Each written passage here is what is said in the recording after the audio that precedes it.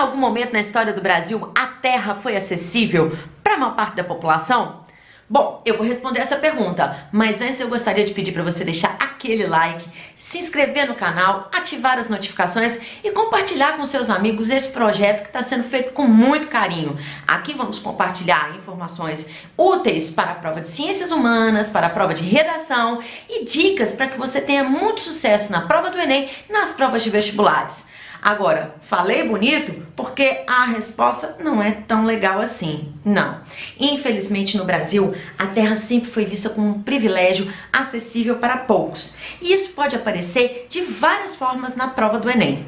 A primeira delas seria numa proposta de redação que debatesse a questão agrária. Esse é um tema importantíssimo no Brasil, a questão da reforma, a urgência da reforma agrária brasileira, a exclusão do camponês, a expropriação das terras e o avanço significativo da agroindústria. E aí, obviamente, que a argumentação histórica cairia muito bem. Mas nós também estamos diante de um grupo de temas que podem ser muito bem cobrados na prova de ciências humanas. E eu vou começar com esses temas. Vamos lá? Primeiro passo. O início do processo de colonização. É importante lembrar que a primeira estratégia de colonização tomada pelos portugueses ficou conhecida como as capitanias hereditárias. As capitanias hereditárias eram o quê? Grandes territórios, imensos, gigantescos territórios que eram entregues para pessoas que tinham ali a responsabilidade de dar início a esse processo colonizador. Só que o detalhe é que nós estamos falando de territórios muito grandes. Ou seja, de repente você vai dar a um só sujeito uma posse de terra tão significativa que você está aos poucos construindo a ideia de que no Brasil terra é sinônimo de poder. Alguns capitães donatários, esses donos das capitanias, para incentivar o processo de colonização, doavam as sesmarias. As sesmarias eram latifúndios, eram grandes propriedades entregues para outras pessoas que tinham como função fazer com que aquela terra começasse a produzir algo rentável. Mais uma vez, o predomínio da ideia de que a terra ela é distribuída em grandes lotes para poucas pessoas. Quem não tem terra no Brasil simplesmente não tem poder. E aí você deve estar pensando, bom, mas isso foi lá no início do processo de colonização. Mas esse processo, ele vai se alongar ao longo da história colonial. Um exemplo disso é lá na mineração. No século XVIII, em Minas Gerais, os portugueses sentiram a necessidade de organizar o processo de exploração do ouro.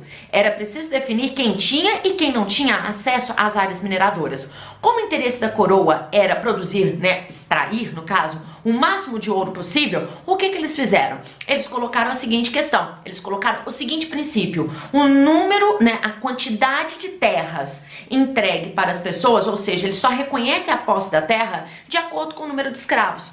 Essa ideia ficou conhecida como datas. As datas são esses lotes de terras mineradores concedidos pela Intendência das Minas, que era o órgão que administrava a região mineradora, e as datas eram divididas segundo o número de escravos.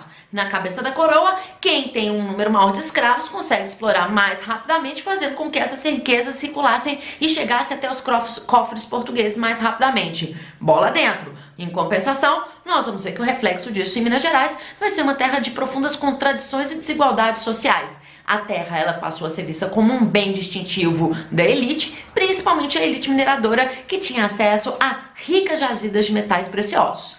Mas você deve estar pensando, bom, mas depois que o Brasil se tornou independente, isso mudou.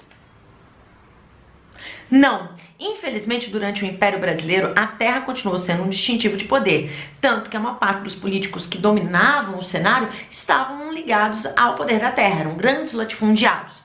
Mas existe um elemento neste processo que chama ainda mais atenção. Em 1850 nós teremos um marco importante na história do Brasil, que é o fim do tráfico negreiro, que sinalizava que a escravidão no Brasil estava com seus dias contados. Mais cedo ou mais tarde o processo iria acontecer. Os cafeicultores começaram a ter uma série de problemas para poder alimentar a produção cafeeira de força de trabalho, uma vez que cada vez mais os escravos eram escassos, escassos não, mas a chegada desses africanos ela se tornou escassa e há um processo inflacionário. Resultado, nós vamos ver o incentivo e o crescimento da imigração europeia para o Brasil. Temos então um contingente de pessoas livres, normalmente pobres, e que poderiam aqui conquistar uma nova vida, ex-escravos, imigrantes. O Estado brasileiro, ao invés de favorecer a evolução ou desenvolvimento dessas pessoas, dando condições a elas para que elas pudessem produzir, enriquecer, não. em 1850, no mesmo ano da abolição do tráfico negreiro, o que eles vão fazer? Eles vão decretar a Lei de Terras, que inclusive caiu na prova do Enem em 2018. A Lei de Terras definia que todas as terras que não eram utilizadas pertenciam à coroa e as pessoas só teriam acesso a essa terra mediante doação ou então compra. Como a maior parte dessas pessoas não são privilegiadas e não vão ganhar doações da coroa, elas teriam que comprar, mas elas são pobres, elas não têm dinheiro. Então nós vamos observar que no processo de abolição da escravidão não há um esforço por parte da coroa na reinserção desse negro na sociedade de uma forma plena. Ele continua sendo privado de condições básicas como, por exemplo, a terra. E aí ele se torna uma peça vulnerável, obviamente um trabalhador barato, para que essa elite continuasse produzindo sua riqueza. A mesma coisa acontece com os imigrantes. Portanto, gente, no Brasil, a história da concentração fundiária, ela é uma história que ela está lá desde o início do processo colonial e ela se estende até os dias de hoje.